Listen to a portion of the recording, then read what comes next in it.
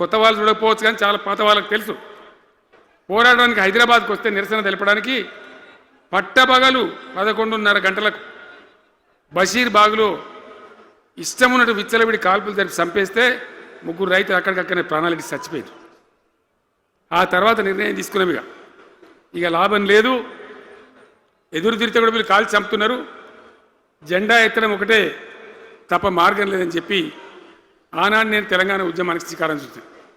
ఎంబడ ఎవడు వచ్చినా సరే రాకున్నా సరే ప్రజలున్నారు, యువకులున్నారు, చూసుకుందాం దేకలేం అని చెప్పి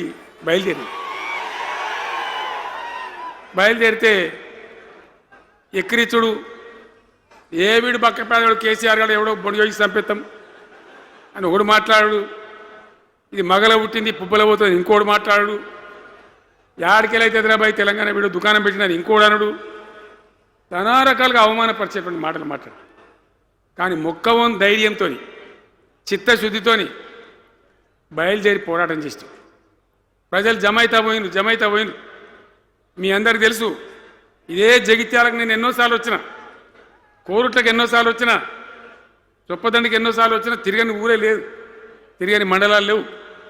అట్లా పక్షిలాగా మొత్తం తెలంగాణ తిరిగి విశ్వ ప్రయత్నం చేస్తే ఒక పెద్ద ఉద్యమ కెరటం తయారైన తర్వాత మేము కూడా తయారుపై మేము ఇస్తాం తెలంగాణ అని కాంగ్రెస్ పార్టీ మొదలుపెడితే సరే మంచి మాటగా ఎవడైతే ఇస్తే ఎవడైతే కావాలి తెలంగాణ ఎవరితేంది అనే పద్ధతితో కాంగ్రెస్తో జట్టు కట్టినాం, గెలిచినాం. అమాంతంగా నేను తెలంగాణ లేవట్టుకపోయి ఢిల్లీలో పెట్టినాం. రాష్ట్రపతి ప్రసంగంలో వచ్చింది, కామన్ మినిమం ప్రోగ్రాంలో వచ్చింది, ఒక దశకు వచ్చింది. కానీ తర్వాత కాంగ్రెస్ పార్టీ కూడా వెనుకకు పోయి ఎగబెట్టే ప్రయత్నం చేసింది. అప్పుడు రోషియా అని ఒక ఆయన ముఖ్యమంత్రి ఉండే, ఆ రోషియా 14F అని ఒకటి తీసుకొని వచ్చాడు. హైదరాబాద్ సిటీలో మనోళ్ళకి ఇక పోలీసు ఉద్యోగం సెప్రాస్ ఉద్యోగం కూడా దొరకదు. అప్పుడు నాకు తిక్కరేగింది. నేను బతికుండగానే ఉద్యమం నాటిపోయిన నాయకుని నేను బతికుండగానే ఇక వీళ్ళు ఇట్లా F-15 E-15 A-15 తెస్తే ఇంకేం మిగులుతుంది, సావో రేవో తేల్చుకోవాలని చెప్పి ఆ రోజు నేను శపథం కట్టిన. ఉద్యోగ గర్జన చేసి సిద్దిపేటలో కేసీఆర్ సచ్చుడో తెలంగాణ వచ్చుడో, ఈ తల్లి ఆందకనే మంచిగా దేకలేంగని చెప్పి ఆ శపథం చేసి ఆనాడు ఆమరణ నిరాహార దీక్షకు బయలుదేరితే మొత్తం తెలంగాణ అల్లకల్లోలమైంది. మీరు కూడా ఎక్కడోళ్ళు అక్కడ వందల వేల గ్రామాలలో టెంట్లు లులులు, పార్లమెంట్లో అల్లకల్లోలం, ప్రజలంతా గందరగోళం చేస్తే అప్పుడు ఒక ప్రకటన ఇచ్చింది. చిదంబరం అంటే ఆయన వచ్చి హోంమంత్రి, తెలంగాణ ఏర్పాటు చేస్తామా నువ్వు దీక్ష బంద్ చేయి, నమ్ముతాం కదా, కేంద్ర హోంమంత్రి చెప్పినాక మరి నమ్మాలి కదా, దీక్ష బంద్ చేసినాం. తెల్లారి ఆంధ్రోలు మొత్తం రాజీనామాలు డ్రామా. 3వ రోజుకి మళ్ళీ వెనక్కి వెళ్ళిపోయింది.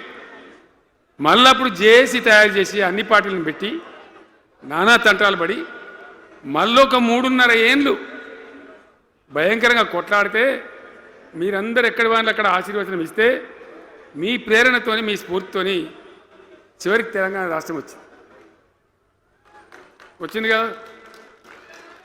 వచ్చిన తర్వాత మీరేం చేసినారు, దీని మంచో చెడనో చూసే బాధ్యత నీకే అని చెప్పి నాకు అప్పచెప్పి పని మొదలు పెట్టాలి. ఎట్లా కొత్త కుండలో ఈగదు వచ్చినట్టు, దీని ఆర్థికం తెలియదు, కథ తెలియదు, చాలా చాలా క్లిష్టమైన పరిస్థితి, అంత అలకటి పని కాదు. ఏం చేయాలా, ఎక్కడికక్కడ పెద్ద భయంకరమైనటువంటి బాధ, చాలా ఇబ్బంది.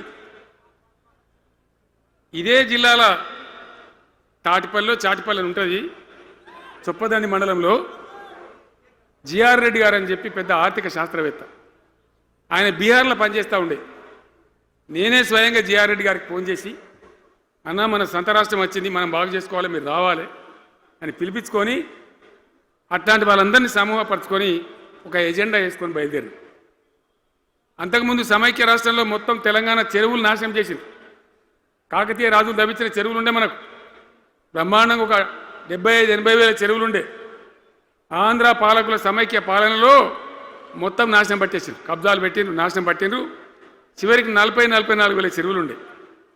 ఎక్కడ మొదలు పెట్టాలి, ఎవరి పేరు పెడితే బరకత అవుతుంది అని ఆలోచించి ఏ కాకతీయ రాజులైతే మనకు అన్నం పెట్టినరో వాళ్ళ పేరుతో ఇది బాగా చేయాలని చెప్పి మన మొట్టమొదటి కార్యక్రమం మిషన్ కాకతీయ. ఎందుకు మిషన్ కాకతీయ? ఆ చెరువుల దరిద్రం వదిలిస్తే, వాటిని బందోబస్తు చేస్తే, వాటిలో నీటి నిల్వ సామర్థ్యం పెరిగితే గ్రౌండ్ వాటర్ పెరుగుతుంది, బోర్లు బాగా నీళ్ళు వస్తాయి. కాబట్టి అక్కడి నుంచి ప్రారంభించి చేసినాం. అది కూడా తెలంగాణ ప్రజలు, రైతులు ఒక ఉద్యమంలాగానే చేసింది. మట్టి తీసుకొని పోండి, సారవంతంగా ఉంటుంది, మీ పొలాలలో పోసుకోమంటే లక్షల ట్రాక్టర్ల మట్టి తీసుకొని పోయింది తెలంగాణ రైతాంగం. అన్ని గ్రామాలలో ఒక విప్లవం లాగా ఆ మట్టి తీసుకొని పోయి వాళ్ళ భూములలో పోసుకొని కూడా బ్రహ్మాండంగా చేసింది. అక్కడి నుంచి మొదలుపెట్టినటువంటి ప్రస్థానం 10 ఏళ్లలో ఎన్ని చేసినామో మీరు చూసారు.